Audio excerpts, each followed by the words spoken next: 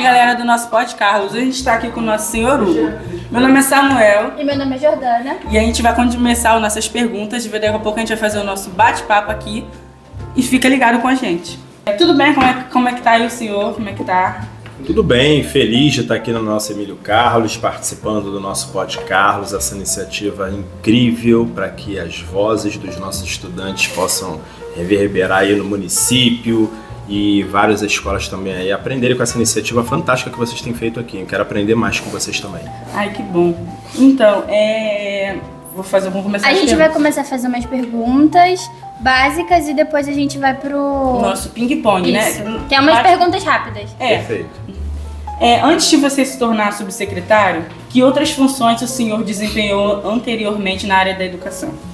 Então, eu tenho quase 20 anos, né, atuando na área da educação. Comecei como professor, e eu sou professor concursado aqui do município, trabalhando ali na área da Pavuna, trabalhando em Costa Barros, ali na região da Pedreira, do Complexo da Pedreira. Depois eu fui coordenador aqui da Sexta CRE, que coordena a educação aqui no território de Anchieta até Aliacari, Pavuna, né, passando por Guadalupe aqui também. São mais de 112 unidades escolares e eu coordenei toda a educação aqui na região. E em 2022 eu fui convidado para atuar como subsecretário, trabalhando lá com o nosso secretário Renan Ferreirinho e com o nosso prefeito Eduardo Paes. Entendi. Que legal. Que legal. O senhor tem paixão, né, de trabalhar na área da educação, né? Mas anteriormente, por exemplo, quando o senhor era, criança, assim, você queria seguir outra profissão? Você tinha já pensou em seguir outra profissão além da área da educação que o senhor está seguindo hoje? Então, eu já tive, antes de eu decidir ser professor, eu já tive também uma paixão por caça. Inclusive, eu cheguei a estudar um período para ser... piloto de caça. Cheguei a fazer até prova para aeronáutica na época, e isso é uma coisa que eu, enfim, adorava ali também. Avião, caça, ser militar, isso é uma coisa também que toca ali um pouco do meu coração. Mas a educação acabou tocando meu coração e estudei para isso, para estar aqui. Quando você faz o que ama, é uma melhor coisa, né? Exato, com certeza. Você tem alguma inspiração, assim, para você seguir essa carreira que você está seguindo atualmente, né? Que é na área da educação? Tem alguma inspiração? Então, a minha inspiração foram os meus professores, né? Quando eu estava terminando ali a 7ª, 8ª série, eu tive um professor de história que me marcou muito. E no curso de formação de professores no ensino médio, também uma professora de história, Mariara, me inspirou bastante para seguir essa carreira, inclusive me formando como professor e fazendo faculdade de história. Então ela é uma das grandes responsáveis aí, não só por eu ter me tornado professor, mas também por seguir a carreira ali de formação, né? Eu fiz universidade, me formando como historiador e professor de história também, e pedagogo. Então, a minha inspiração ali muito nessa parte da formação foi da minha professora Mariara, que marcou muito ali com as aulas dela, sempre dinâmicas, né, trazendo sempre coisas bacanas para a sala de aula. E ali eu entendi que eu tinha que me tornar não só professor, mas professor de história também. Entendi. Carinho, né? Então você é professor de história, no caso, entendi. Então, legal. Aqui na prefeitura eu trabalho com alfabetização, né, dei aula em alfabetização, 5º ano, 3º ano de escolaridade, né, mas eu também sou professor de história. Que legal. Mas o seu professor de história em alguma escola aqui do Rio de Janeiro, aonde? Não, porque hoje eu atuo 100% do meu tempo 100%. como subsecretário. Mas o senhor já deu aula? Já dei aula em curso, já dei aula em preparatório para vestibular. Entendi. Então, quando você era menor, a sua matéria favorita sempre foi história, né? Não, então, essa coisa de falar que a nossa, né, porque às vezes a gente tende a falar o seguinte, né, só que eu me formei como história, desde bebezinho, eu adorava história, né? Não foi bem assim, né? Eu costumo dizer que essa paixão ela foi crescendo, né? A gente, com o tempo, a gente é a vida, a gente vive, vai conhecendo coisas novas, a história também ela me permitiu olhar o mundo de uma outra maneira, porque me pegou exatamente num período da vida em que a gente olhava o bairro, olhava a cidade, olhava o país, olhava o mundo, e a gente podia se perguntar, né, por que o mundo é desse jeito e não pode ser diferente? E a história nos ajuda a pensar um pouco desse mundo, né? Pensar por que as coisas são do jeito que elas são. Sim. E pensar como que elas poderiam ser diferentes. Então eu não digo que desde pequeno eu crescia apaixonado pela história. Mas em algum momento da minha adolescência, eu comecei a me perguntar bastante por que as coisas eram do jeito que elas eram e como que era possível fazer diferente. Entendi, você se interessou. E a história foi uma área do conhecimento marcou, né? Isso, foi uma área do conhecimento que me fez ter respostas, entendeu? É bem importante a gente entender, né, a história do passado do nosso Brasil. Um pouquinho. Não só do Brasil, para entender como as coisas são pra entender ultimamente. Como tá o mundo também, né? Como então, por exemplo, algumas leis, pra gente saber como foram formadas as leis até anteriormente. Pra saber, assim, essas coisas assim. Então é bem importante a história mesmo. Com certeza, é bem interessante mesmo. O que representa pra você ser subsecretário, sim, da educação? Então, a educação, eu costumo dizer que ela transformou minha vida e salvou minha vida. Né? Tudo que eu sou hoje, eu devo à educação. Né? Eu era um menino pobre, criado por uma mãe solo, separada, divorciada, e através da educação eu tive a oportunidade de descobrir coisas novas, tive a oportunidade de construir minha família, tive a oportunidade de ter onde morar, tive a oportunidade de trabalhar e ganhar o meu pão. Então a educação ela me fez conhecer o mundo e também poder transformar esse mundo, né? Como eu falei com vocês ainda há pouco. A gente olha tanta desigualdade, a gente olha tanta coisa, tantas pessoas que são privadas de ter acesso à moradia, de ter acesso a um salário digno, né, de ter oportunidade de fazer aquilo que elas têm vocação para fazer. E a educação é uma das ferramentas que podem transformar o mundo. Então, hoje como subsecretário é a maneira que eu tenho de contribuir, né, para formar novas gerações, para poder fazer essas gerações acreditarem que sim, elas são capazes de mudar, elas são capazes de chegar onde elas querem chegar, mas não basta eu só incentivar essas novas gerações a acreditar no potencial delas.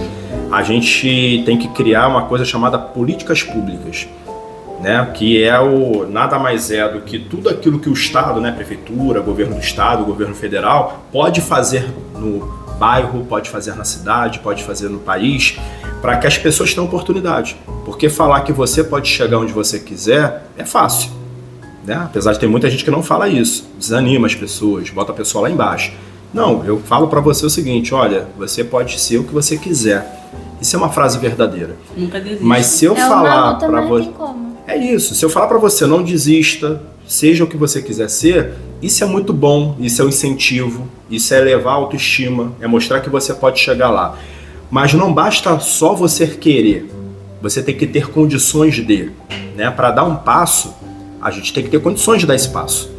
E é para isso que a subsecretaria, por exemplo, me ajuda bastante a contribuir com a educação da cidade. É o que você ama, né? É o que eu amo, né? É gerar oportunidades para as nossas crianças, adolescentes, jovens, adultos e idosos que estudam conosco, de falar para eles o seguinte, olha, vocês são capazes de chegar lá, mas eu vou dar condições de vocês chegarem lá. E é por isso que a gente investe nas nossas escolas, a gente investe no ensino, a gente compra material atrativo para os nossos estudantes estudarem. Por quê? Que é através disso que eles vão conseguir dar esse passo. Que é como você falou, que você foi criado por uma mãe solo, que não... uma família que não teve muita condição, bastante. É uma coisa que a maioria dos brasileiros aqui do Rio de Janeiro sofre hoje em dia. Não tem condições. Não tem condições de ter um material muito bom para poder estudar. Até alimento mesmo. Até alimento uma casa, né? Alimento, casa, uma moradia de bom tamanho, né? Porque tem muitas pessoas aí também que, umas mães que não tem só um filho e tem que sustentar a família toda. Exatamente. Uma casa pequena, que às vezes até tem goteira.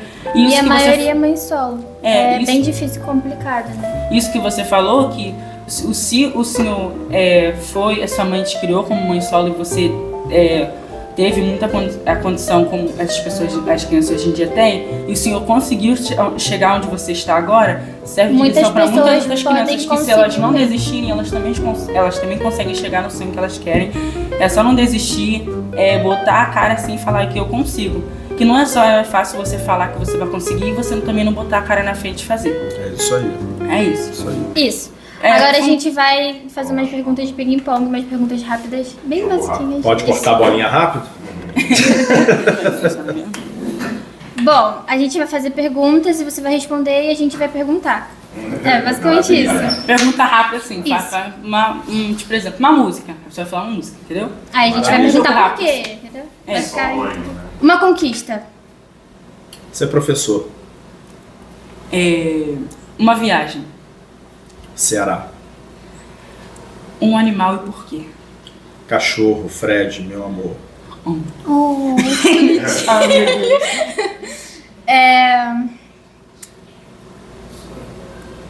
Um time. Fluminense, minha paixão. Nossa!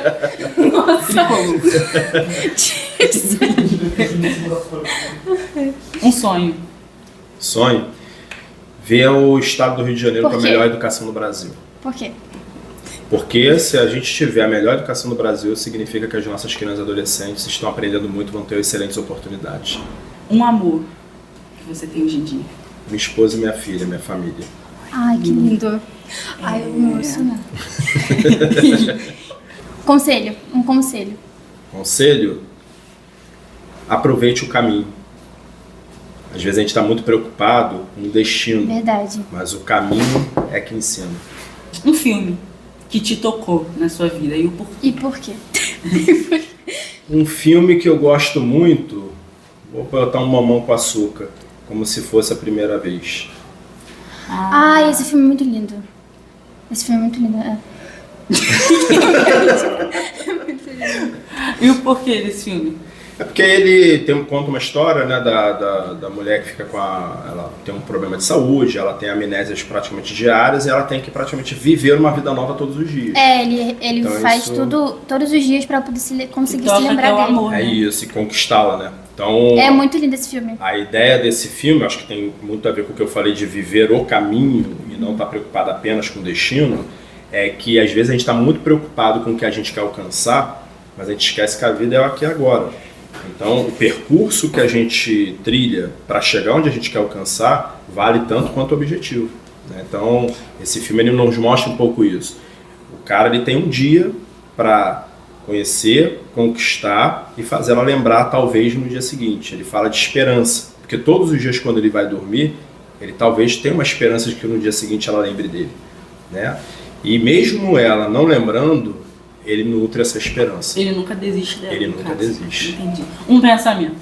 Um pensamento, o caminho se faz caminhando, é a minha frase de vida.